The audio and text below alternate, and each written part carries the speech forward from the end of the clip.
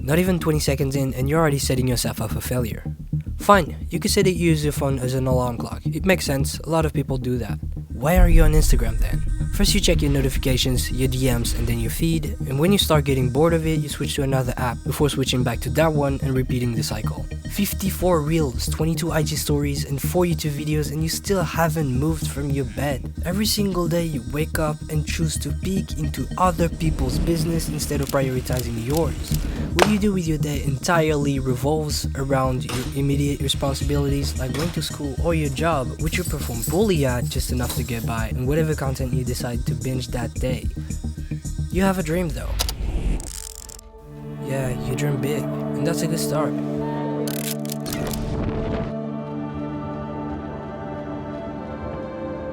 But the problem is, you let them be dreams. You feel bad about it, yet you rinse and repeat. You is in fact me. I've been in that situation just until several weeks ago.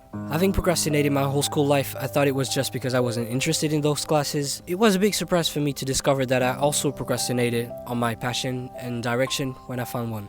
And it also came with its set of problems. I had a way too high screen time, no time to work on my passion. I couldn't concentrate on whatever task I had to do, and more importantly, knowing that I could die before even scratching the beginning of this humongous list of everything I want to do with my life just created a sense of urgency in myself that made me feel powerless, as I just couldn't start working on it. I hated myself for that, and it started to slowly eat away my confidence. It's crazy how much this little thing can destroy your life while bringing immense value to it. About a month has went by since I started properly taking care of myself and working on my priorities, which are my health, my happiness, my YouTube channel, and balancing all that with my job. Let me tell you, I've never been this consistent at this intensity before, especially given how tight my schedule is. I'm mind blown by how easy it is to do some real meaningful work towards whatever you're trying to achieve if you actually take the time to properly set yourself up for success beforehand. And before I share with you everything I learned during that month, we gotta first take a look into what the source of the problem is. Dopamine. Even though it's often called one of the 5 happy hormones, dopamine is the reason why you're feeling miserable every day. As it is the main part of the brain's reward and motivation system, everything you can ever be addicted to most likely targets that so-called pleasure chemical. And this might not be recent news for you, but a bunch of companies understood that very well and started exploiting a system called instant gratification. It's pretty self-explanatory. They basically hack our reward system and make their products addictive. Social media, streaming platforms, junk food, in today's day and age, we're constantly surrounded by those products. In fact, we're drowning in it. You've seen the consequences. You've felt the consequences. And the only way to get out of that cycle that always leaves you craving for more is to remove yourself from that environment. In other words, a dopamine detox. Bitch, I got problems on problems on problems on problems on problems on problems I solve them. I run through the money, the pressure be calling. Left on my blessings, I feel like I'm falling. This bitch, I got problems on problems on problems on. For the next 7 days, you're gonna follow a strict set of rules that will help you develop a growth mindset and a self-care routine. Here are the rules. No social media except on lunchtime.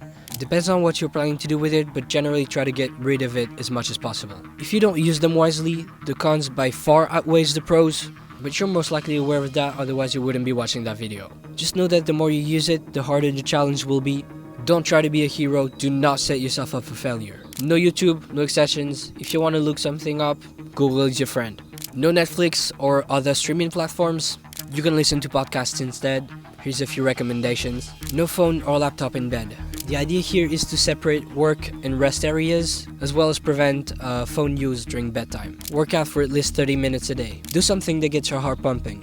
You're gonna be grateful for that. Start low and slow and gradually increase the intensity on your workout days, but still do a light workout on your rest days. Sleep 8 hours a day. And I mean 8 hours of sleep, not 8 hours of bedtime. Unless you're able to consistently knock yourself out and wake up the next day, you should probably add an hour or 2 to your bedtime. And I can't stress this enough, a good night of sleep has to be one of the best things you can do to take care of yourself. It's literally your body and mind resting to get back to peak conditions. Work on your passion for at least 2 hours a day. 1, if you're really short on time, but if that's the case, then you should probably review how you allocate your time based on your priorities. If possible, try to get those 2 hours in before you go to school/work, as doing it first thing in the morning makes it feel more like a priority. It is also something you choose doing for yourself, not something that someone forced on you, so doing it in the morning will just make you feel better. Meditate for 5 minutes a day. The clarity of mind you get from doing this is no joke. You get better focus, better sleep, less anxiety, and more mindful, which is your ability to enjoy the present moment. It's like training a passive skill that generally improves your mental health. But don't be hasty, the results are not immediate. I gotta be honest with you, if you give it your all, there is no doubt that you will complete the challenge, but there's no way you can keep those habits long term. These rules for the challenge are only guidelines for your life. I personally decided to sacrifice some sleep, to work a full-time job, work on my YouTube channel, so making videos, and also work out 6 times a week. So you should peek and tweak them to suit your life. Copy-pasting someone else's routine can only get you so far. Creating a system that fits your needs is the only way to truly build momentum and stay consistent while making progress towards your goals. Basically losing the detox part and making it part of your lifestyle. And for that, I recommend looking into the monk mode protocol. The monk mode protocol is something I discovered from Iman Gadzi, a guy on YouTube, and it's essentially the embodiment of the work hard, play hard mentality. In a nutshell, you're trying to separate the two by, for instance, working hard for 4 weeks, partying for a week and a half, and then resting for the rest of the week before repeating the cycle. This protocol allows you to get the best of both worlds without sacrificing one another. But that doesn't mean you can't see your friends during monk mode, which is the hard working mode. It just means you have to do it without breaking the rules. To be on the safe side, I recommend finishing all your tasks first. They're gonna have to understand that you're busy trying to reach your dreams, and if they don't, you're gonna have to reevaluate your social environment. I'm lucky all my closest friends understand and respect my priorities. And as for FOMO, you don't have to worry about that. You can see the parties you're missing because you're not on social media, and realizing that working towards your dreams is much more beneficial for you than a party is gonna kick that fear of missing out of your system. Now here's a few things to keep in mind if you want to make those habits stick. Momentum is key. Take it as facts. You'll be surprised by how easy it is to do something you've been doing for months. Consistency is a muscle you can train. Start by showing up. Failure builds success. If you failed, try again. Since momentum is key, because you've taken it as facts, good job. Try something easier for the sake of doing it, and then gradually increase the intensity. That's called progressive overload, and that's every gym fanatic's best friend. That's how you start working out, by the way. Some habits complement each other as they have similar benefits. For instance, working out gives you better focus, better clarity, more energy, better sleep, more confidence, and helps you create a success-building mindset as you can quickly transform your pain and hard work into positive results by breaking down your goals into actionable steps, especially for calisthenics. So it makes sense to meditate on the side because it also helps with sleep, clarity of mind, and focus. Plus, the momentum you carry by building a habit can also help you build a second one if you do them back to back, which is why people bundle them into morning routines. Consumption is your enemy. If you don't keep your instant gratification activities in check, your productivity will take the blow, you'll miss on work time, and use your phone during bedtime. All your efforts are going to crumble because of one thing. Similarly to how your habits rise together, they can also fall together. Now that I've given you all the tools you need, I dare you. I dare you to do this 7-day challenge and turn your life around.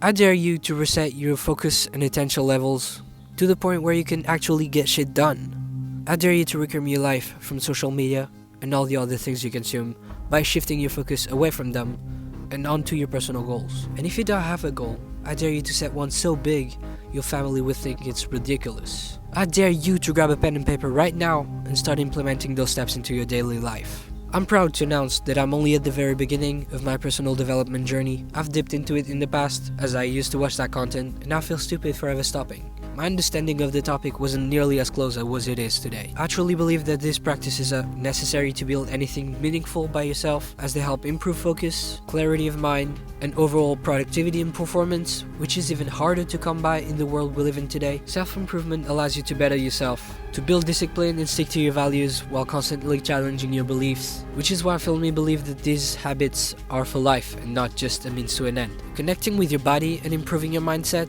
treating yourself with the utmost care and respect while advancing through life and stacking achievements meaningful to oneself, be it business, personal, spiritual, or social. That is how I describe personal development. And dopamine detox is only the first step. I did it, it's your turn now. See you on the other side.